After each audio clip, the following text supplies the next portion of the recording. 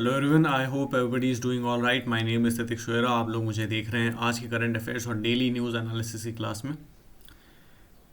इस वीडियो के अंदर इस जो सीरीज़ है, इस सीरीज़ के अंदर अपन विजन आईएएस की जो डेली के करंट अफेयर्स आते हैं उन्हें डिस्कस करते हैं, और उसके अलावा मैं आपको अपना इनपुट वगैरह देता हूँ भाई इसके साथ में और रिलेटेड न्यूज़ वगैरह क्या है उनको थोड़ा डिटेल में अपन समझते हैं। प्राइमरली ये जो चीज़ है ये यूपीएससी एस्पायरेंट्स के लिए है, लेकिन उसके अलावा बाकी के जो स्टेट पीसीएस के जो पीपल हैं और उसके अलावा जो बाकी वनडे एग्ज़ाम्स वगैरह होते हैं, अलग अलग डिफेंस एग्ज़ाम्स वगैरह होते हैं, वहाँ पर भी इनका उतना ही यूज़ है जितना यूपीएससी के अंदर है, जितना यूपीएससी सीएससी में है। ठीक है, तो लेट्स स्टार्ट।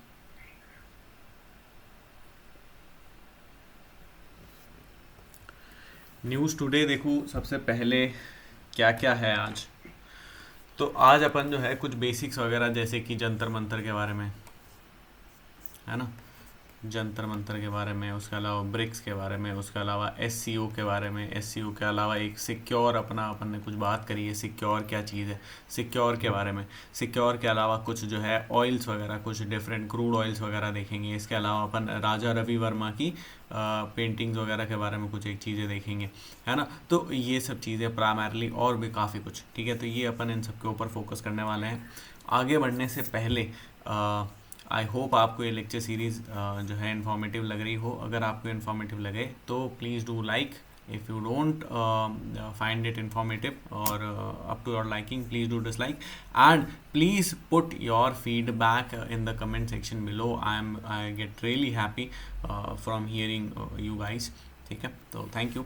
और उसके अलावा एक दो एथिक्स के वो डाउट थे, तो उसके बारे में अगर मैं यहाँ पे कुछ कहूँ तो एथिक्स और उस क्लास के डाउट थे। तो वहाँ पे यही चीज़ है कि भाई एथिक्स जो है वो 3 दिन, यूजुअली 3 दिन चलता है, ठीक है, 3 days, 3 to 4 days भी हो सकता है। और उसके साथ में जो दूसरा सब्जेक्ट है, अभी इंटरनल सिक्योरिटी चल रहा है, ये भी 3 to 4 days चलता है ना।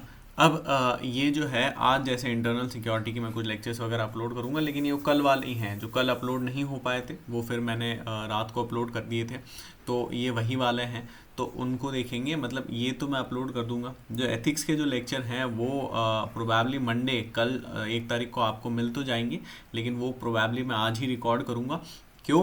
क्योंकि 2 को मेरा एक पेपर है ना, और इससे 2 तारीख से लेकर के और फिर 23rd तक मेरे जो है रेगुलर अलग अलग अलग पेपर्स हैं। तो मैं देखूंगा, जब कभी बना पाया तब मैं बना दूंगा, बट जो है थोड़ा इरेगुलर तो ये रहेगा सिस्टम। ऐसा नहीं है कि भाई मैं कम्प्लीटली आपको कहूँ कि जो है 2 से लेकर के 23 तक बिल्कुल छुट्टियां हैं, और ऐसा भी नहीं है कि मैं आपको कहूँ कि इस तारीख पर मैं वीडियो बना दूंगा, क्योंकि एग्ज़ाम्स भी अलग अलग है, काफ़ी सारे एग्ज़ाम्स हैं और अलग अलग ड्यूरेशन वगैरह के हैं, तो वो सब है। 28 को वैसे प्री भी है ना, ठीक है। तो प्री तक तो खैर अभी टाइम है, प्री से पहले भी ये सब चीज़ें हैं। तो ये एथिक्स वगैरह जिसका डाउट था तो वो ये चीज़, ठीक है।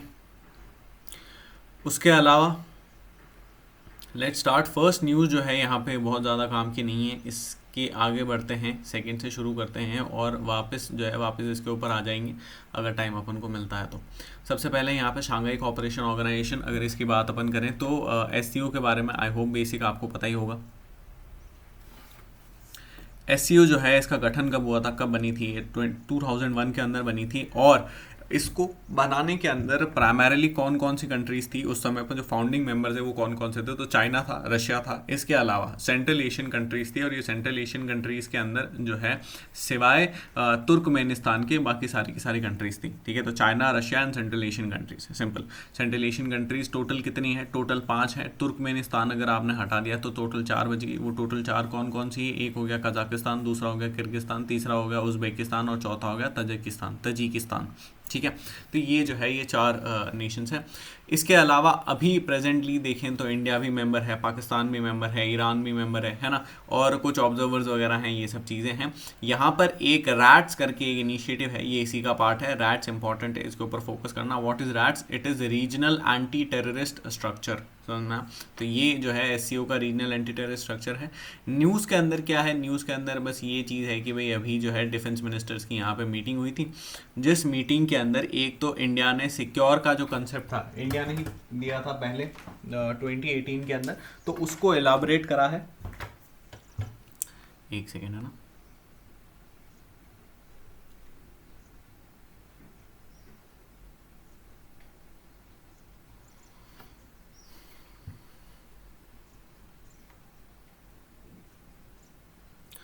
हाँ, so what was I saying, secure, right. तो सिक्योर का जो कंसेप्ट है उसको इलाबोरेट करा है ना। और इस सिक्योर के कंसेप्ट के अंदर देखो यहाँ पे ये पूरा मैंने ये दे रखा है, बट प्रैक्टिकली अगर मैं आपको बात करूँ तो ये यूजलेस है, इसके ऊपर कोई ज़्यादा कोई पूछने वाला नहीं है। ये कि भाई सिक्योर के ऊपर डायरेक्ट अगर मेंस में क्वेश्चन आ जाए तो वो एक बात हो सकती है, ठीक है। लेकिन वैसे जो है एससीओ वगैरह के ऊपर अगर क्वेश्चन आता है तो ना तो आपके पास इतनी स्पेस होगी कि सिक्योर की पूरी एक एक पूरी आप जो है एक एक लाइन के अंदर ये सब चीज़ें समझाओ, ठीक है। और ना ही प्री में ऐसा क्वेश्चन आने वाला है, प्री में तो नहीं आएगा, ये तो मैं श्योर हूँ, है ना। मेंस के अंदर ये ज़रूर चीज़ हो सकती है कि भाई जैसे वो कोई ऐसा तरीके का स्टेटमेंट पूछ लें या बता लें कि भाई India is focusing heavily on it's secure initiative in SCO, है ना। और प्लीज़ इलाबरेट, या फिर इलाबरेट अपॉन दिस, या फिर कमेंट, या फिर क्रिटिकली एनालाइज, ऐसे कुछ इस तरीके का कुछ क्वेश्चन आ सकता है। तो वहाँ पर आपको सिक्योर की डेफिनेशन या फिर सिक्योर की एक एक फेसिट्स याद होने चाहिए। बट आई वुड सजेस्ट कि इनको याद करने की बजाय आप आर्टिकल 19 के कितने कितने पार्ट्स हैं उन सबको याद करो, आर्टिकल 21 के कितने कितने पार्ट्स हैं, शेड्यूल्स कौन कौन से, उन सबको याद करो, ठीक है, ऑनेस्टली। क्योंकि इतना कॉस्ट बेनिफिट एनालिसिस नहीं है, ये श्योरिटी नहीं है कि ये आएगा ही ये आएगा। वो श्योरिटी है कि आर्टिकल 19, 21 शेड्यूल्स ये सब चीज़ें आएगी आएगी, समझ में। सिक्योर की अगर अपन बात करें तो बेसिक एक बार देख तो लेते हैं, अगर कुछ रिमेम्बरेंस वगैरह रह ही जाए तो इसके अंदर क्या क्या चीज़ है। पहली बात सिक्योरिटी फॉर ऑफ सिटीजन्स, दूसरी बात इकोनॉमिक डेवलपमेंट, तीसरी बात कनेक्टिंग द रीजन, है ना, तो रीजनल कनेक्टिविटी। इसके अलावा यूनाइटिंग पीपल, है ना, और respecting sovereignty and integrity, environmental protection. तो यहाँ पे एनवायरमेंटल प्रोटेक्शन एक आप देख सकते हो, एनवायरमेंटल प्रोटेक्शन थोड़ा जो है इंपॉर्टेंट हो जाता है। सॉवरेनिटी इंटीग्रिटी के अंदर आप ये चीज़ कह सकते हो कि भाई वो जो चाइना जिस तरीके की हरकतें कर रहा है और जो भी चीज़ें हो रही है तो उसके उसके केस के अंदर ये चीज़ आ सकती है। इकोनॉमिक डेवलपमेंट, जिसके ऊपर अपन बहुत ज़्यादा इंटरेस्टेड है ही हैं। कनेक्टिंग रीजन के अंदर रीजनल कनेक्टिविटी की अभी बहुत ज़्यादा ज़रूरत है, मल्टी मोडल कनेक्टिविटी, जैसे अभी INSTC को देखेंगे अपन, ठीक है। इसके अलावा जो है यूनाइटिंग पीपल, अब इसको आप जो है ऐसे पीपल टू पीपल कनेक्ट और ट्रैक टू डिप्लोमेसी और उन सब के अंदर डाल सकते हो, बट इसके ऊपर जो है क्वेश्चंस ना तो आते हैं, नहीं ये बहुत ज़्यादा काम की चीज़ बनती है, तो इसको ज़्यादा इसके ऊपर माथापच्ची करने को मतलब नहीं है। सिक्योरिटी ऑफ सिटीजन्स, इसको आप यहाँ पे ऐसे देख सकते हो, वे टेररिस्ट वगैरह और उन सब के खिलाफ जो एक आइडिया है, ठीक है। इसके अलावा एक बायलेटरल मीटिंग भी करी अपन ने अपने जो ईरानियन काउंटर पार्ट है उनके साथ में। तो यहाँ पे अपन ने INSTC को डिस्कस करा है। What is INSTC? This is INSTC।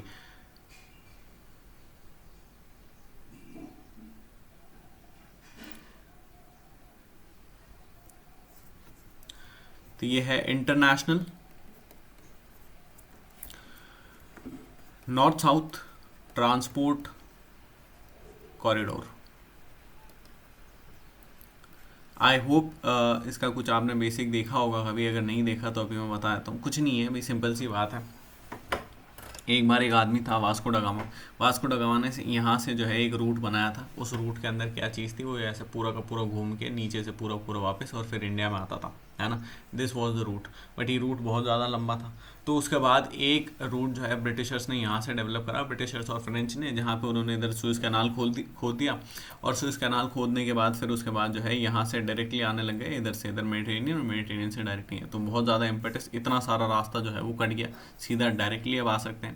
लेकिन यहाँ पर भी जैसे अगर आप देखो तो इधर जो है काफ़ी ज़्यादा पायरेसी वगैरह के अपन को इंस्टेंसेस वगैरह काफ़ी देखने को मिलते हैं। और पायरेसी के इंस्टेंसेस के अलावा जो है, पायरेसी के इंस्टेंसेस के अलावा जो है यहाँ पर, ठीक है, पायरेसी के इंस्टेंसेस के अलावा जो है ये भी कंपैरेटिवली जो रशियन पार्ट है, तो रशियन पार्ट के लिए लंबा लग रहा है। और रशिया को जो है एक कहीं ना कहीं वीकनेस भी फील होती है कि भाई यहाँ पर सिवाय एक लेनिनग्राड के और कोई भी नेशन उसका जो है कोई बहुत ज़्यादा कॉर्डियल रिलेशन वाला नहीं है, समझ में आया, ठीक है। लाटविया लिथुआनिया आप कह सकते हो ये ठीक है, थोड़ा बहुत ठीक रिलेशंस हैं, है ना। बाकी इसके अलावा बेलारूस तो हिंटरलैंड है, मतलब बेलारूस तो लैंड लॉक्ड है ना, ठीक है। इसके अलावा बाकी के जो हैं इनमें से कोई भी बहुत ज़्यादा इसका कोई खास दोस्त नहीं है। कल को ट्रेड रुक सकती है और ट्रेड के लिए बहुत ज़्यादा जो है क्रिटिकल हो जाता है। तो जैसे यहाँ पर भी देखो, यहाँ से भी जो ट्रेड जाती है ना, या तो ये रास्ता है या फिर ये भी रास्ता है, इसमें ये शो नहीं कर रहा है लेकिन ये भी एक रास्ता है।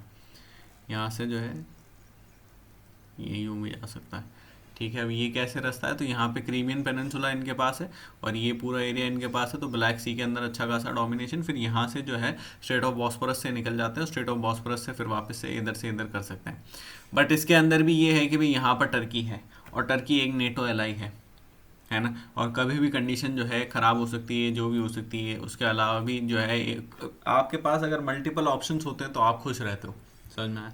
इंडिया के पास भी अगर मल्टीपल ऑप्शंस होंगे तो इंडिया खुश रहेगा। तो इससे भी बढ़िया अपन ने एक मल्टी मॉडल जो है यहाँ पे इसको डिवाइस करा, इस फॉर्मेट को, जिसके अंदर यहाँ पे ये रशिया है, ठीक है। रशिया से लेकर के फिर उसके बाद अपन जो है सबसे पहले तो यहाँ पे कैस्पियन सी में उतरेंगे, दिस इज कैस्पियन सी, है ना। कैस्पियन सी में अपन जो शिप वगैरह वाटरवे वगैरह डिफरेंट उनको यूज़ करेंगे। वहाँ से अपन जाएंगे बाकू अजरबैजान में, है ना। अजरबैजान आर्मेनिया के बारे में आपको पता होगा, रिपीटेडली इनके ऊपर क्वेश्चन आते हैं, ठीक है। तो अजरबैजान के अंदर जाएंगे, अजरबैजान से फिर अपन ईरान, और ईरान से फिर वापस जो है नीचे यहाँ पे 4 बार पोर्ट है ना, बंदर अब्बास और 4 बार पोर्ट, और ये सब यहाँ पे अलग अलग डिफरेंट है। तो यहाँ से होते हुए फिर उसके बाद JNPT, समझना। नाउ अब ये जो है ये वे उल्टा भी हो सकता है, JNPT से चाबार से बाकू से फिर उसके बाद रशिया, है ना। और रशिया के अंदर फिर यहाँ पे दो जो अपने ड्राई पोर्ट्स भी हैं, ठीक है।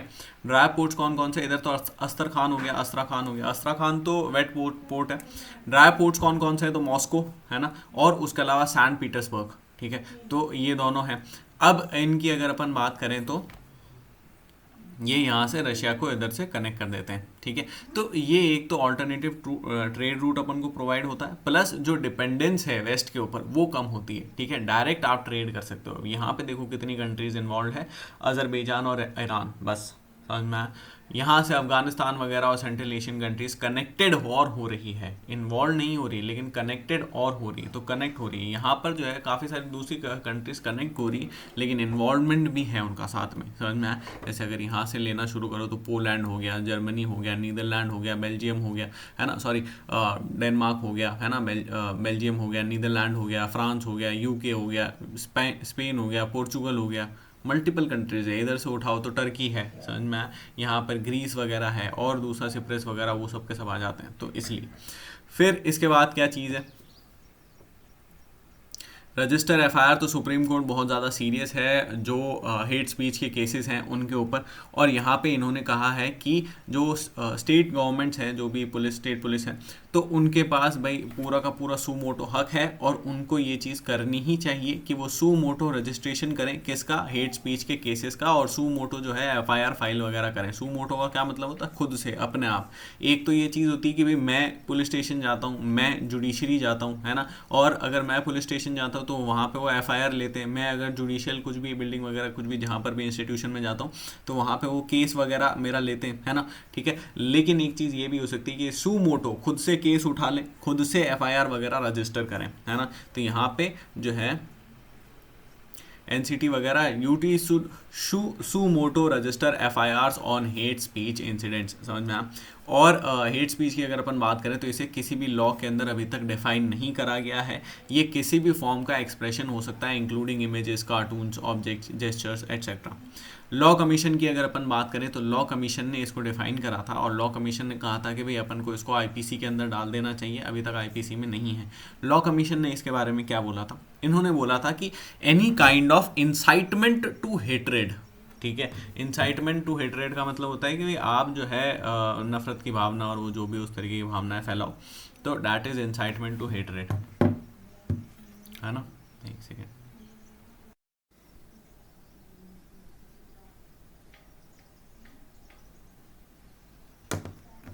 तो व्हाट वाज आई सेइंग, ठीक है, any kind of incitement to hatred. अब ये जो इंसाइटमेंट टू हेट्रेड है यहाँ पर ये किसी भी ग्रुप के खिलाफ हो सकता है, ठीक है, against a group, race, ethnicity. अच्छा, ये जो ग्रुप है ये किसके बेस पर बनेगा, ठीक है, तो race, ethnicity, gender, sexual orientation,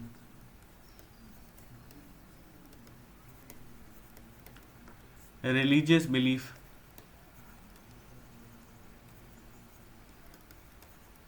है ना। यही है मेरे ख्याल से, एक और कोई चीज़ है नहीं, बस यही है, ठीक है, race, ethnicity, gender, sexual orientation, religious belief. I hope आपको इन सभी चीज़ों का मतलब पता होगा। रिलीजियस बिलीफ मतलब हिंदू मुसलमान जो भी, मतलब हिंदुइज्म इस्लाम वगैरह, ठीक है। सेक्सुअल ओरिएंटेशन के अंदर में गे, होमोसेक्सुअल, हेट्रोसेक्सुअल, है ना। रेस के अंदर अलग अलग तरीके की जो भी रेसेस हैं, यहाँ पर नॉर्थ ईस्टर्न हो गई वो अलग अलग जो भी, ठीक है, सब सदर्न वाली हो गई, है ना। एथनिसिटी की अगर अपन बात करें तो एथनिसिटी के अंदर जो अलग आप एथनिक ग्रुप से अगर बिलोंग करते हो, संथल्स हो गए, मुंडास हो गए, कुछ भी, ठीक है। जेंडर की अगर अपन बात करें तो मेल मेल फीमेल, ठीक है, नॉर्मल। चलो, तो इनके खिलाफ अगर किसी भी तरीके की हेट स्पीच होती है तो उसे जो है यहाँ पर कंसिडर किया जाता है। प्राइमरीली अपने यहाँ पे जो है रिलीजियस ज़्यादा होती है, सेक्सुअल ओरिएंटेशन के ऊपर हो सकती है, और रेस के ऊपर हो सकती है। रेस नहीं, एथनिसिटी के ऊपर हो सकती है, ठीक है। नहीं, sorry sorry, race race racial discrimination होता है ना। ठीक है, अपन इसको कंसिडर नहीं करते लेकिन होता बहुत है, ठीक है। चलो, फिर उसके बाद क्या चीज़ है, 5 अरब। 5 अरब स्टेट्स जो है वो 5 अरब स्टेट्स एंड ईरान ये ज्वाइन करना चाहते हैं ब्रिक्स को, ठीक है। ब्रिक्स की अगर अपन बात करें तो 2028 तक 35% जो ग्लोबल इकोनॉमी होगी वो ब्रिक्स का पार्ट बन जाएगी। ब्रिक्स जो है प्लान कर रहा है खुद की नई करेंसी लॉन्च करने का, ताकि डी डॉलराइजेशन कर सके। क्या मतलब होता है डी डॉलराइजेशन का, जो हैवी डिपेंडेंस है डॉलर के ऊपर उसको कम कर सके। अभी अभी अपन ने क्या चीज़ देखी भाई, रिसेंटली अपन ने जो है रशिया यूक्रेन वॉर देखा, और रशिया यूक्रेन वॉर के अंदर अपन को इंस्टेंस देखने को मिला कि किस तरीके से जो यूएस है उसने डॉलर को एक वेपन की तरह यूज़ करा, है ना, ठीक है।